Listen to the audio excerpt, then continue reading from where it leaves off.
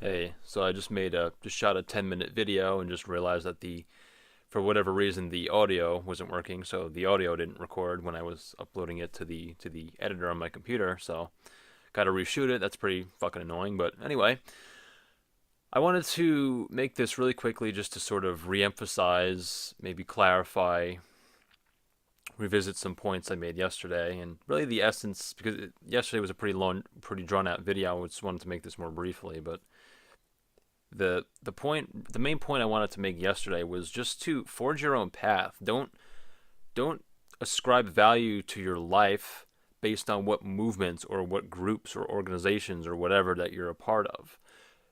You assign value to your life based on how you live it and how you define it and how you define and lay out your own standards, your own principles, your own values. And that comes from within. That's an inner process of introspection, right? So I don't understand why these people feel the need to be part of these movements, and the movements that I've spoken about were or in yesterday's video, and just as it applies to my life, are the men's rights movement or the MGTOW thing, the pro-white movement or the white nationalist movement, not white supremacists, no, just white nationalists, white separatists, you can call them as well, or at least that's how I would refer to them as. Big difference between, nationalism and supremacism, as far as I'm concerned. And that should be pretty obvious. But anyway, then the other movement was, of course, the vegan movement, which was something that I was very actively a part of for the better part of 2.5 years of my life or so.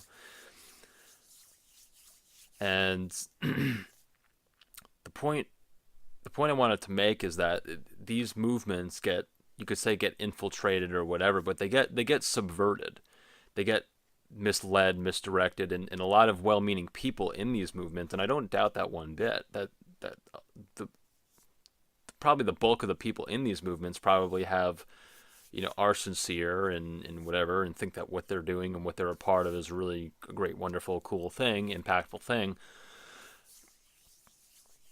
However, they don't understand that movements, when you're part of a movement, you're part of something that is, that that is like outside of yourself, and you're essentially taking on that, you're ascribing value to your life based on whatever sort of movement that you're a part of, right? Whether it's the men's rights movement, the white nationalist movement, pro-white movement, or the vegan movement even.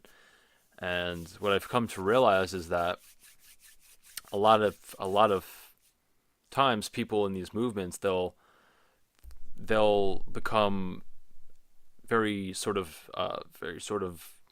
one track minded or very narrow minded, that anything that it becomes a cult mentality, in other words, where it becomes very, like I said, very narrow minded, where they become very dismissive towards, new ideas and new concepts and these sorts of things. And I understand that there needs to be, like I said, a set of standards in your life, because if you don't stand for something, you'll fall for anything, right?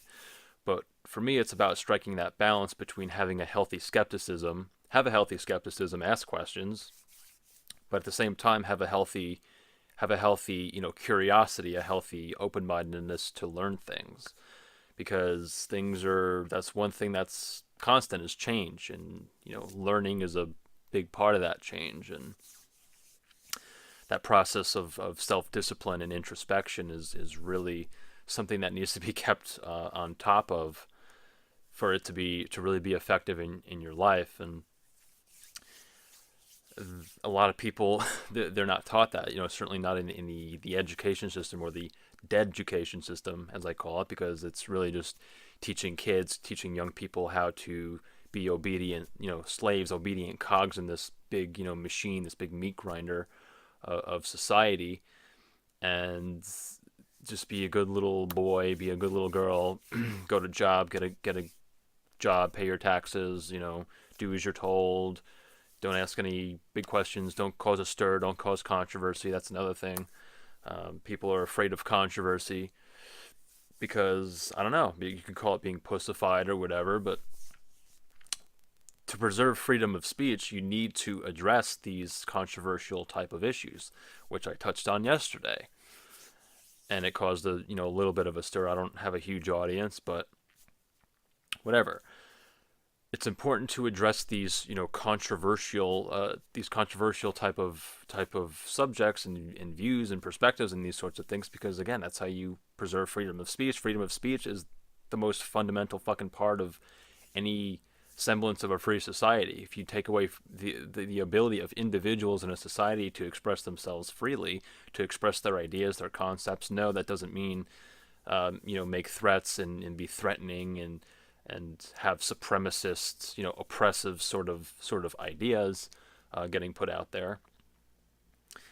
There's a big difference between being oppressive and being, threatening and that sort of thing, and just expressing ideas that may be abrasive, right?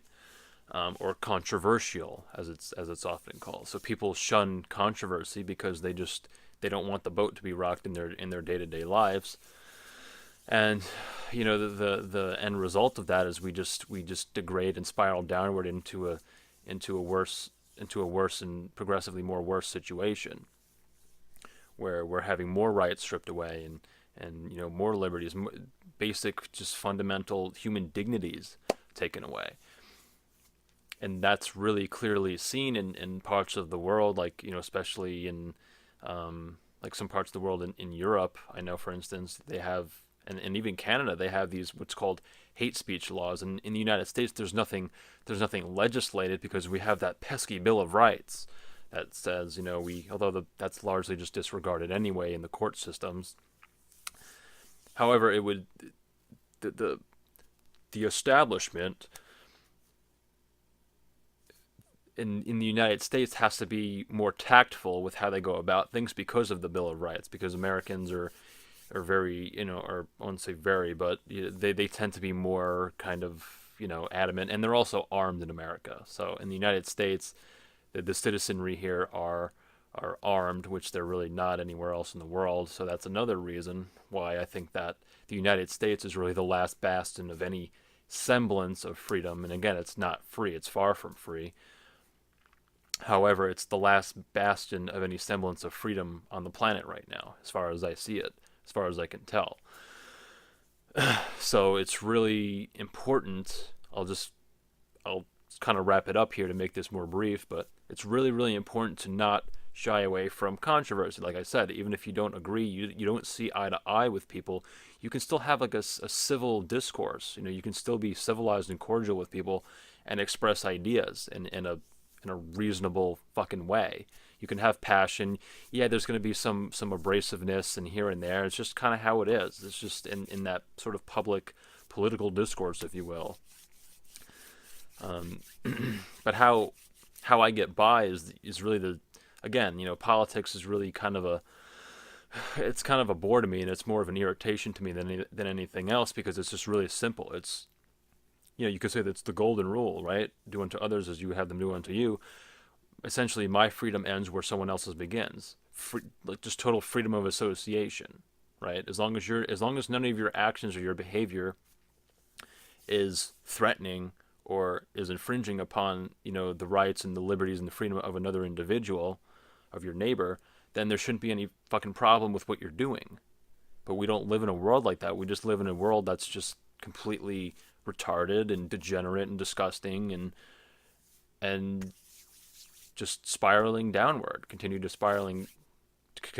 to spiral downward. And the only way that we can turn that around is to talk about these controversial issues, because these controversial taboo subjects are the things that people, are dodging and avoiding, and that's really the reason why things are getting worse. In particular, we can't call out a particular tribe of people who took it upon themselves to control the media, to run Hollywood, to control social media, to run academia, to run, pull all the important strings in government and business, finance, on Wall Street, et cetera, right? Every major facet of society, right? And can't can't, call them out because then it's hate speech, or you're a bigot, or you're some sort of supremacist, some sort of white supremacist if you express some sort of unfavorable viewpoint towards a certain group of people, right? Because we know that white people, white men in particular, are being targeted.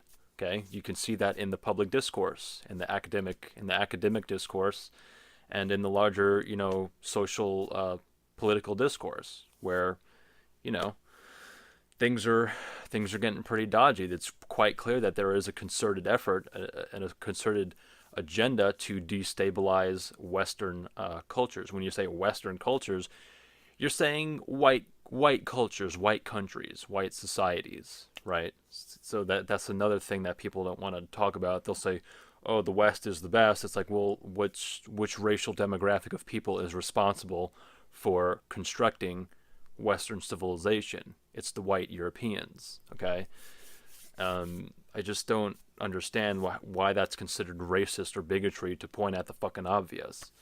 And anyway, that's just all I'm gonna say for now. This is 11 minutes, so cut it short here. And I'm gonna try to upload every day, or just a lot more often now, because I feel like I have a lot of things to talk about. And try to keep them shorter, so maybe I'll make shorter videos more often. I think that's something I'm gonna try to toy around with, because I don't want to take up too much of your time and attention, because I really do respect and I value that, and I really do appreciate the individuals who come here and watch the videos, and comment, share their ideas, or even just come here to view things and just hear me out or whatever. Except for the